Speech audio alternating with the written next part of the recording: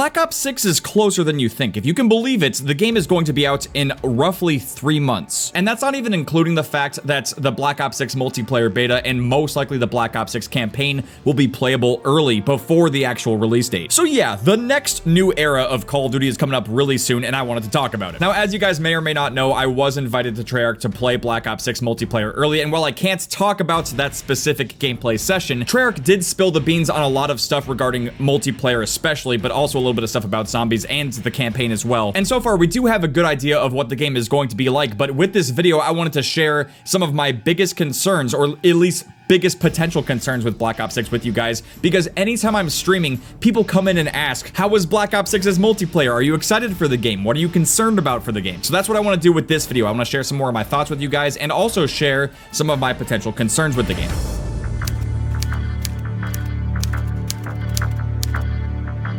Now, Treyarch did already kind of cover and talk about the identity of Black Ops 6 when they did the Black Ops 6 Direct event. And from what I know so far, it does seem like Treyarch really does want to try to make sure that Black Ops 6 is one of those Call of Duty games that does have its own identity. I know this is a big concern for a lot of people because Call of Duty has definitely gone a little wacky the last couple of years or so, and these games, it just kind of feels like they're not going to have as strong of an identity compared to the games that came way before them. Think of games like World at War, which is basically now classified as a horror game. That game had a very specific tone and a very specific direction. It was meant to be a dark, gritty, gruesome Call of Duty game, like nothing we've ever experienced before, and honestly, we probably never will get another Call of Duty game like that again. That's the type of Call of Duty game that honestly a lot of people are waiting for to happen again. Now, obviously, I can't say for sure that that's going to happen with Black Ops 6, but it does seem like Treyarch is paying attention and they're at least aware of the fact that us as Call of Duty players want to see a brand new Call of Duty game be its own thing. And as far as we know right now, Black Ops 6 is going to launch with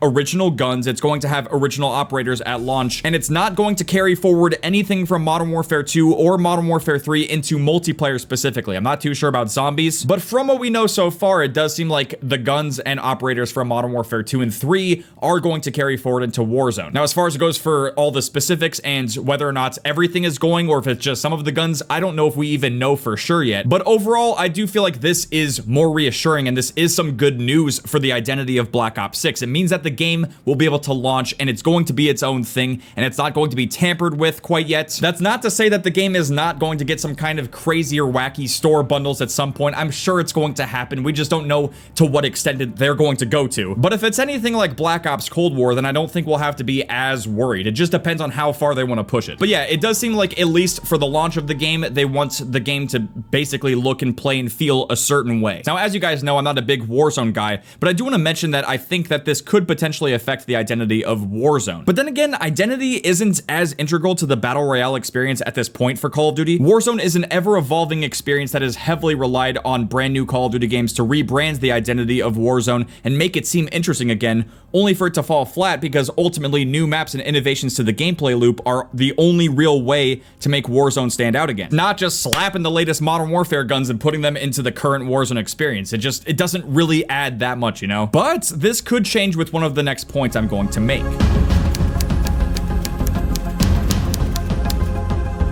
The brand new Omnimovement system was also shown off during the Black Ops 6 Direct event, and we got a really good look at what the new movement system is going to be like for multiplayer and zombies as well as Warzone. Now, in previous videos where I've talked about Black Ops 6's Omnimovement system, I've basically said that this could go one of two ways. You're either going to love this movement system or you're maybe not going to like it as much. It just depends on what kind of player you are, but ultimately, at this point for Call of Duty, I hate to say it, but I don't think there's any way to satisfy the Call of Duty community when it comes to movement. It's honestly kind of insane the more that you think about it, but just hear me out. Call of Duty's movement used to be extremely plain and simple. Back in the early Call of Duty games, you couldn't even sprint, and then with Call of Duty 2, they added the ability to sprint. And then with Black Ops 1, we were given the ability to dolphin dive. And I mean, dude, you couldn't even slide into the action until we had Call of Duty Ghosts. And then immediately the year after that is when everything changed forever because we got Advanced Warfare, which introduced the exosuits and exo movements. And obviously the year after that, we had Black Ops 3, which still had had advanced movements, but they changed it around. We got wall running and swimming and stuff, and then Infinite Warfare carried that forward as well. And then after Infinite Warfare, we got Call of Duty World War II, which went right back to more traditional movements, classic Call of Duty boots on the ground. And this back and forth of trying out different movement systems and seeing what players like and what they don't like. It has been a non-stop ongoing battle that I don't think can really be won. Because for quite a while now, actually, we've been at a point where there are actually some people in the Call of Duty community that are asking for exosuits back. They want to see Jetpack Call of Duty return, which honestly is kind of unfathomable because back then, most of the conversations surrounding exo movements and the futuristic Call of Duty games were mostly negative. And overall, it felt like a lot of people did not want this for the Call of Duty franchise. And that, ladies and gentlemen, brings us to Black Ops 6's Omnimovement system. Now, if you're not familiar with the new movement in Black Ops 6, basically you'll be able to sprint in any direction and also dive in any direction, which is going to allow for some really interesting, unique, and honestly kind of epic movement in Black Ops 6. Hopefully right now on your screen, you're able to see the Omni movement in action from the Black Ops 6 direct event, and it's going to lead to some really amazing moments. I mean, just think about the things that you can do with a movement system like this. I mean, they're even showing off some of the potential things that you can do in this footage. Now, this is just my goofy opinion, but I feel like the Omni movement system could be a good in-between. It's not going to be as insane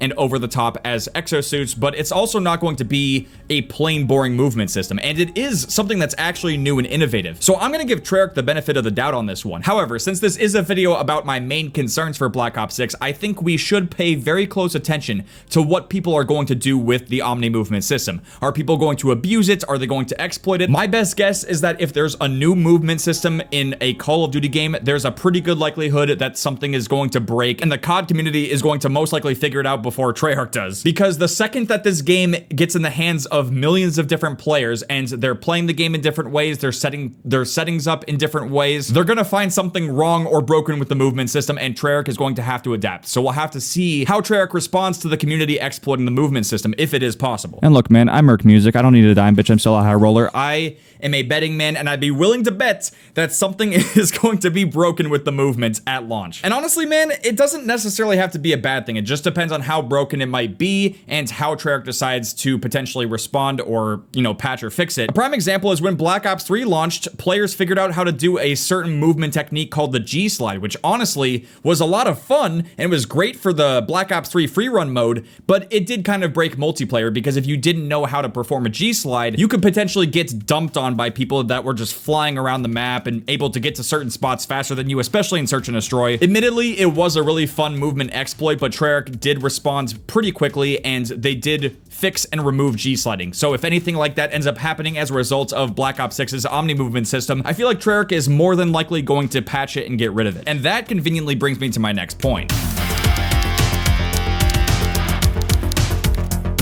You know what? I'm just gonna go ahead and say it. It feels like Modern Warfare 2023 is like the ultimate paradox of any Call of Duty game I've seen as of recently. It feels like the broader gaming community, from the outside looking in, looks at Modern Warfare 3 and they're still calling it a $70 DLC. But on the flip side, people who actually stuck around and have actually played Modern Warfare 3's multiplayer, those players have gotten and experienced one of the best post-launch experiences in Call of Duty history. There's a reason why I pioneered the Wedge Whammer Whames meme. It's because Sledgehammer has been so consistent with the updates for Modern Warfare 3, fixing bugs, balance changes, adding good new DLC content to the game. And honestly, my mind was blown because my expectations going into Modern Warfare 3's multiplayer before the game was out, it was honestly really low, but Sledgehammer completely turned it around and they did a significantly better job than Infinity Ward did with Modern Warfare 2 the year before. But honestly, I feel like it's a disservice to only compare the way that Sledgehammer Games has supported Modern Warfare 3 to just the Call of Duty game the year before that, because if you compare how Sledgehammer has handled this game's multiplayer to a plethora of other older Call of Duty titles,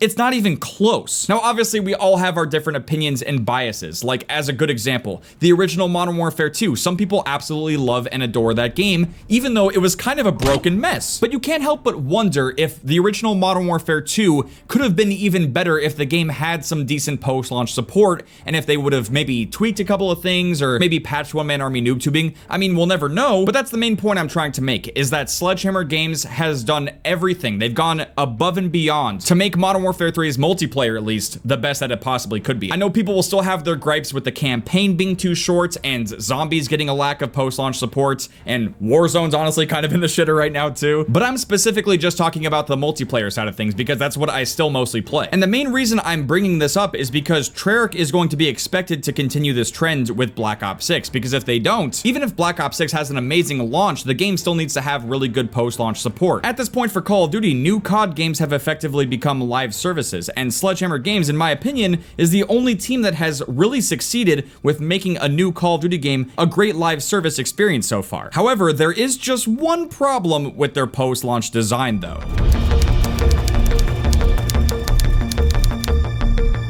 Even though going for and unlocking camos can be fun in Call of Duty games, this is the one flaw with Modern Warfare 3 at the moment, and I'm afraid that this could be an ongoing issue with upcoming Call of Duty games. Imagine just for a second if Modern Warfare 3 had no camos in the game at all.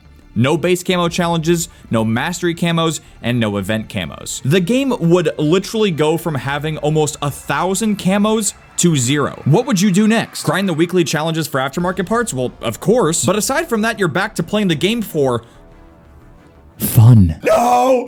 Oh god, the horror! How could you possibly have any fun playing Call of Duty without camo grinding? The point I'm trying to make is that the reliance on camos and camo grinding has gotten maybe just a little out of hand. You can only equip a maximum of 2 camos on a class at any given time, and in Modern Warfare 3, there's literally hundreds to choose from. Don't get me wrong, it is a good thing to have choices and options, and there is obviously a lot that you can grind towards, but at this point for Modern Warfare 3, it kind of feels like camo grinding is like having a second job. And we've gotten to a point where there's so much redundancy in the camos, it's almost as bad as Battlefield 4's attachment system. Going forward, I feel like a more positive change would be trying to incorporate more aftermarket parts and unique new attachments instead of camos, especially since those things have a much more significant impact on actual gameplay. The whole point of grinding for camos in Call of Duty games anyway is to complete somewhat unique and even difficult challenges in order to unlock a cool looking camo at the end of it all. And that specialness and that feeling of accomplishment kind of gets degraded when it's happening almost every single week. So yeah, ultimately I feel like going forward, they should maybe just tone back how many new camos they're trying to slap into the game. But specifically for a game like Modern Warfare 3, where the aftermarket parts and the new attachments they add, those really cool things that actually affect gameplay, yes please, do more of that. Give us more of that. But at the same time, it can be pretty difficult to have fun in Call of Duty when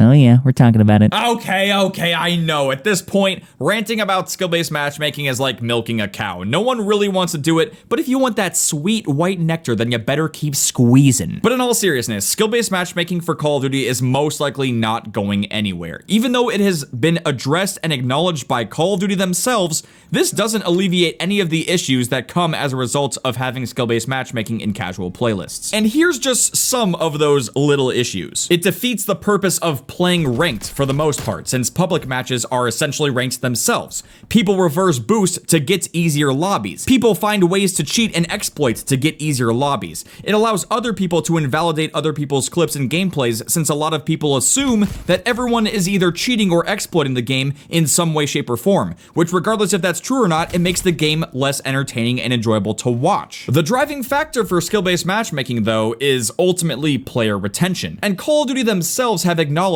in essence that noobs give up easily if the game is too difficult for them, and that veteran players will basically suffer through any lobby that's thrown at them since they already like the game enough to not give up on it. Unfortunately, this type of matchmaking continues to have downsides for the entire player base though. The main one being that it potentially limits the match variety itself. Higher skilled players and tryhards tend to use the best guns in the game, they use the meta, and they focus on winning, whereas noobs and lower skilled players might not care about spamming meta weapons every single match. But skill-based matchmaking prevents those players from matching with and against each other more often than not. This causes the tryhards to get burnt out on sweating every single match, and the noobs have no clue why the tryhards are upset because every match that they play is full of buffoons. Look, the truth is that the matchmaking system from the golden era of Call of Duty 4 to Black Ops 2 had it right. Prioritized the connection first, put players into lobbies as fast as humanly possible, then balance the teams based on skill and rank, and bam, you're good to go. It's insane to think that matchmaking on older Call of Duty games is literally sometimes 10 times faster than the brand new Call of Duty games. At some point, they have to realize that this doesn't feel like an upgrade to us as players. It feels like a massive downgrade. And I really do hope that with Black Ops 6 and beyond, that they can consider improving their matchmaking system to be more like what it used to be.